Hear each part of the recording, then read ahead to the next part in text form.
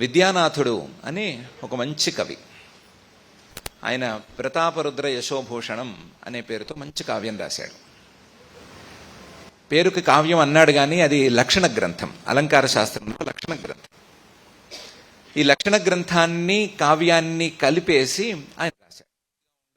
కావ్యం అంటే విడిగా ఉండాలి, కావ్యము దాని విధానాలు అవి రెండింటినీ ఎందుకు కలిపి రాశాను అనటానికి ఆయన ఒక ఇంట్రడక్టరీ శ్లోకం రాశాడు. చాలా మంచి పద్యం అది.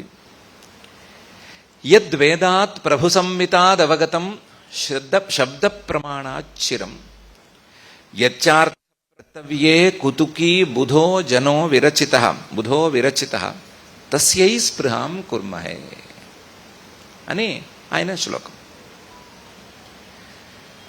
ఏం లేదు, అసలు మనిషికి ఏమైనా తెలియాలి అంటే దేనివల్ల తెలియాలి అంటే శబ్దం వల్లే తెలియాలి.